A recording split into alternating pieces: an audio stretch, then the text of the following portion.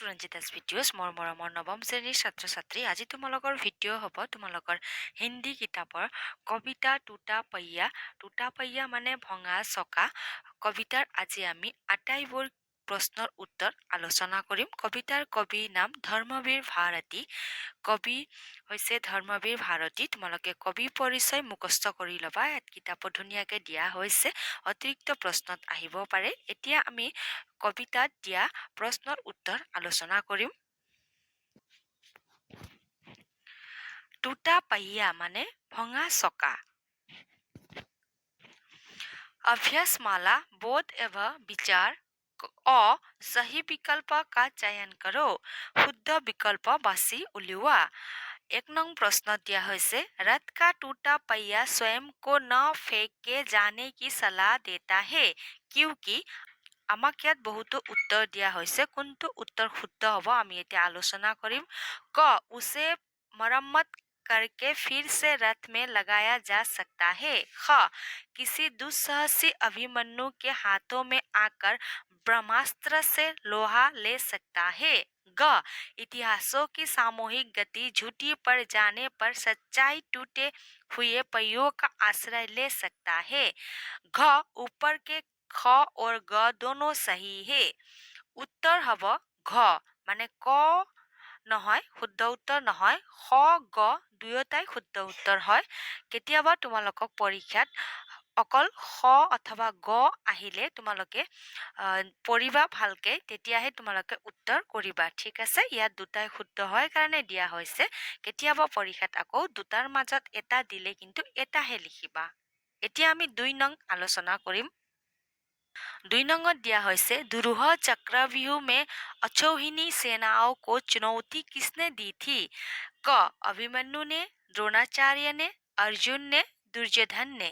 अभिमन्यु ने। তোমালোকে লিখিবা अभिमन्यु ने। ठीक আছে।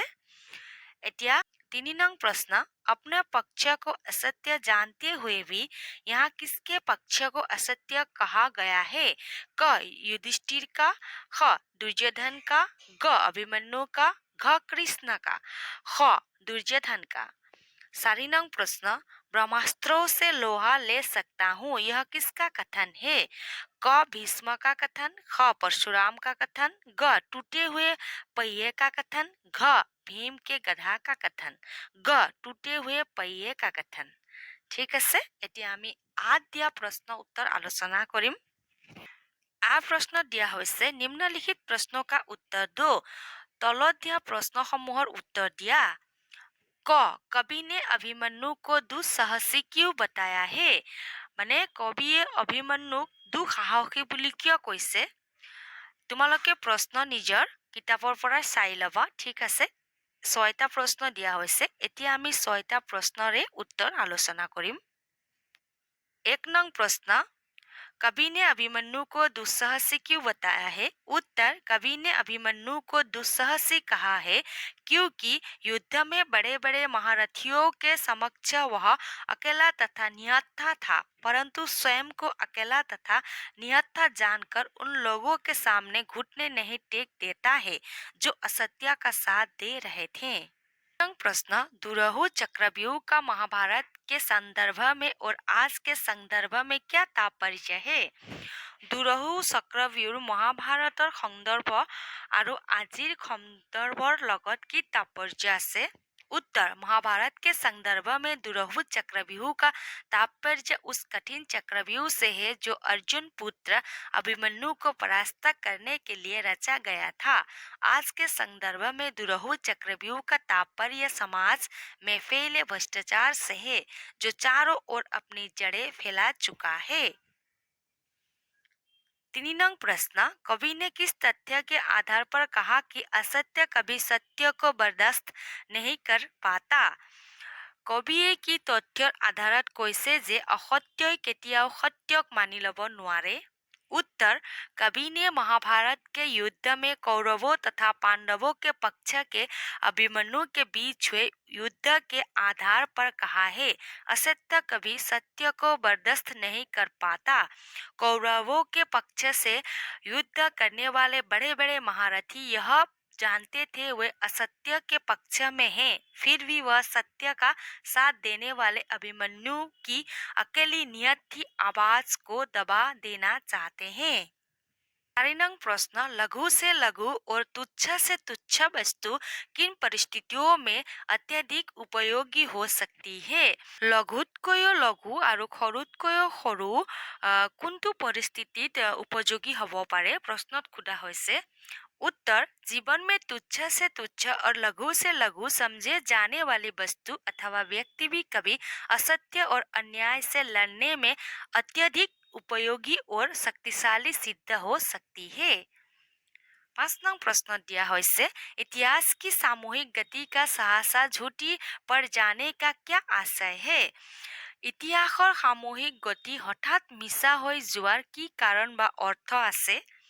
उत्तर, इतिहास की सामूहिक गति का सहसा झूठी पड़ जाने का आशय है प्राचीन काल से चली आ रही प्रथा को अमान्य कर देना। इतिहास में कभी किसी निहत्थे व्यक्ति पर प्रहार करना अपराध माना गया है, परंतु महाभारत के युद्ध में निहत्थे अभिमन्यु पर प्रहार किया गया है। प्रश्न दिया হৈছে, कवि के अनुसार सच्चाई टूटे पहियों का आश्रय लेने को कब विवश हो सकती है? कविर मते सत्यই এটা ভঙা চকাৰ आश्रय लবলৈ केতিয়া बाध्य হয়? उत्तर, कवि के अनुसार सच्चाई टूटे पहियों का आश्रय लेने को उस समय विवश हो जाती है जब इतिहासों की सामूहिक गति सहसा झूठी पड़ जाती है।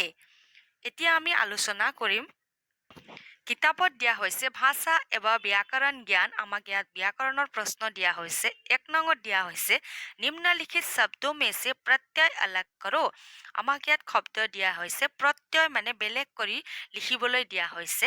2 নং প্ৰশ্নত দিয়া হৈছে निम्नांकित शब्दों में से उपसर्ग अलग करो। উপসৰ্গ আমাক বেলেগ কৰি লিখিবলৈ দিয়া হৈছে। এতিয়া আমি উত্তৰ আলোচনা কৰিম। प्रत्यय अलग करो सामूहिक।